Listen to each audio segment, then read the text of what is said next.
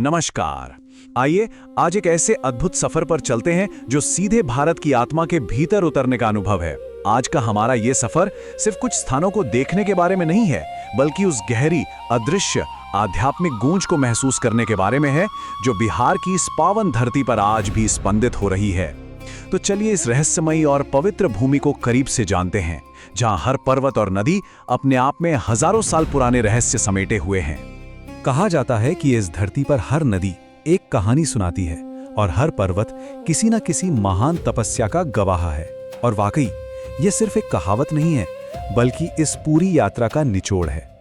जब हम इस भूमि पर कदम रखते हैं तो ये सिर्फ एक राज्य नहीं रह जाता, ये वो जगह है जहां कभी भगवान श्री राम के अस्त्रों की टंकार गूंजी थी, जहां महर्षि विश्वामित्र के यज्ञों का धुआं उठा था। यहाँ की हवा में, यहाँ के कण कण में वो प्राचीन इतिहास आज भी जीवित है। हमारी इस यात्रा का पहला पड़ाव है बक्सर, जिसे कभी सिद्धाश्रम की पवित्र भूमि कहा जाता था। आज जब हम बक्सर की गलियों से गुजरते हैं तो ये हमें एक आम सा आधुनिक शहर लग सकता है, लेकिन जरा सोचिए, त्रेता युग में ये कोई साधारण नगर नहीं था। उस युग में इसे सिद्धाश्रम के नाम से जाना जाता था।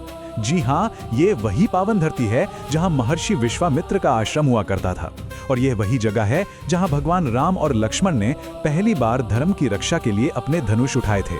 समय बेशक बदल गया है, लेकिन इस जमीन की आत्मा आज भी वही है।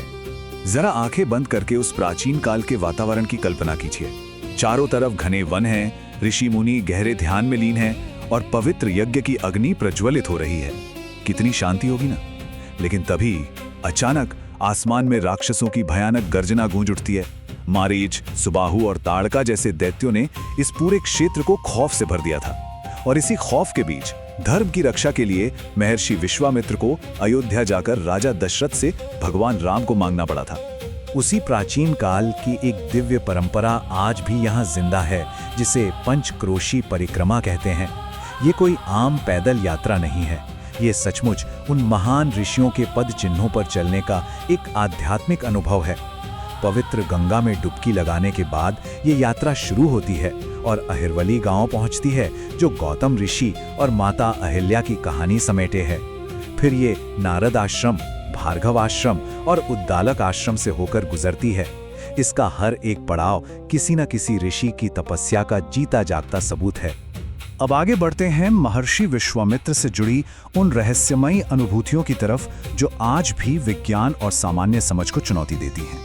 यहाँ के रहस्यों को समझने के लिए हमें एक विशेष शब्द को समझना होगा, और वो है तप शक्ति। जब कोई कठोर और अखंड ध्यान करता है तो उससे जो अपार ऊर्जा पैदा होती है, वो ऊर्जा हवा में गायब नहीं होती, वो उसी स्थान की मिट्टी में बस जाती है। और बक्सर का चरित्रवन बिल्कुल ऐसी ही जगह है। यह आज भी उसी प्राचीन तपशक्ति से पूरी तरह जागृत माना जाता है। चरित्रवन के रहस्य सच में हैरान कर देने वाले हैं। करीब 1 मील के इलाके में आज भी जमीन के अंदर हर 6 से 8 फीट की दूरी पर प्राचीन यज्ञ कुंड दबे हुए हैं। सोचिए, जमीन के नीचे यज्ञ कुंडों की पूरी श्रृंखला। यहाँ खुदाई में अक्सर जले हुए याव, पुराने मिट्टी के कलश और प्राचीन मूर्तियां निकलती रहती हैं। स्थानीय साधु संतों का तो यहाँ तक कहना है कि आज भी रात के सन्नाटे में इस जगह पर उन प्राचीन ऋषियों की सूक्ष्म उपस्थिति को बहुत गहराई से महसूस किया जा सकता है। शाहाबाद इलाके में एक और बेहद रहस्यमयी जगह है, ओली। महर्षि विश्वामित्र की इसी तपोभूमि से जुड़ी है त्रिशंकु की वो अद्भुत कहानी। जब राजा त्रिशंकु को देवताओं ने स्वर्ग से नीचे फेंक दिया था, तब विश्वामित्र ने अपनी असीम तपशक्ति का इस्तेमाल करके उन्हें बीच हवा में ही रोक दिया।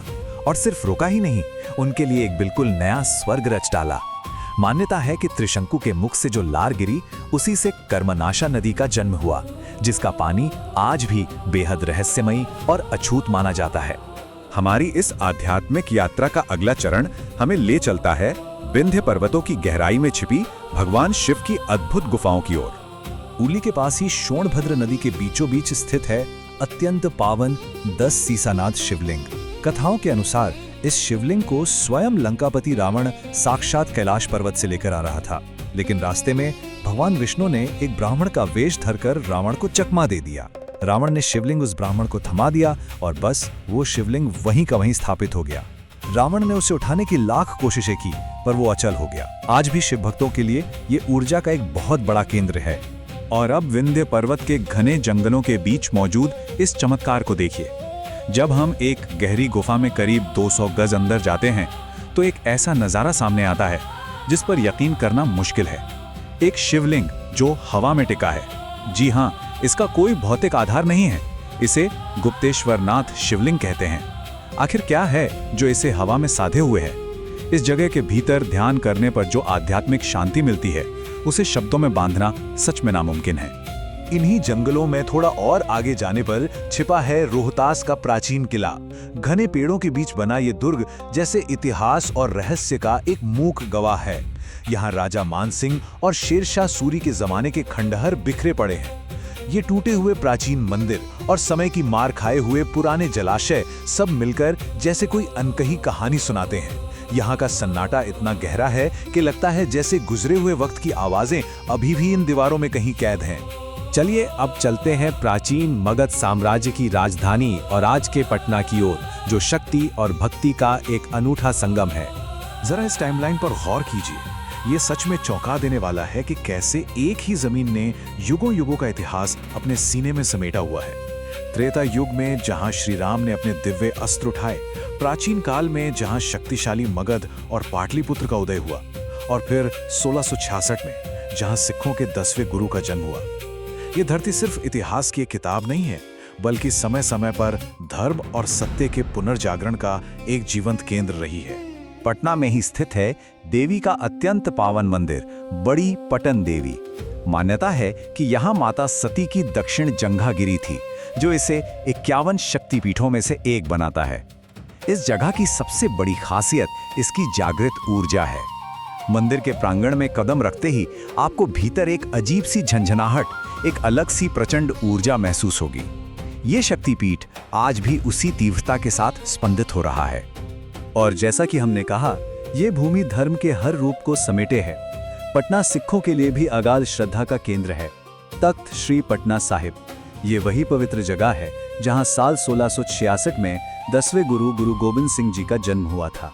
एक ऐसा महान व्यक्तित्व जिसने धर्म और सत्य की रक्षा के लिए अपना सब कुछ न्योछावर कर दिया। आज भी इस गुरुद्वारे में उनकी पवित्र चरण पादुकाएं बहुत ही सम्मान के साथ सुरक्षित रखी गई हैं, जो वहां जाने वालों को एक गहरी प्रेरणा देती हैं। अपनी इस आध्यात्मिक यात्रा के अंतिम पड़ाव पर आइए समझते हैं कि इन तीर्थों में असली भारत कैसे बसता है।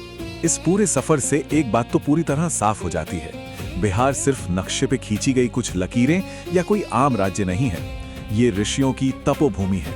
ये राम, विश्वामित्र, गुरु गोविंद सिंह जी और अनगिनत पौराणिक कथाओं की एक जीती जागती डायरी है। यहाँ के हर पत्थर और हर नदी में एक कहानी छिपी है। अगर हम वाकई भारत की उस गहरी आध्यात्मिक आत्मा को समझना चाहते हैं तो हमें इन तीर्थों की धूल को अपने माथे से लगाना ही होगा। तो इस यात्रा को हमें गहरे सवाल के साथ यहीं विराम देते हैं। अगली बार जब भी हम किसी प्राचीन मंदिर, गुफा या तीर्थ पर जाएं, तो बस 2 पल के लिए रुकें और महसूस करें, हमारे पैरों के नीचे की ये पवित्र धरती आज हमें कौन सी भूली हुई कहानी सुनाना चाहती है। ये सिर्फ पुराने पत्थर और बहता पानी नहीं है, ये हमारे वजूद की धड़कनें हैं। आशा है ये सफर आपको अपनी आध्यात्मिक जड़ों से और गहराई से जोड़ेगा। हर हर महादेव।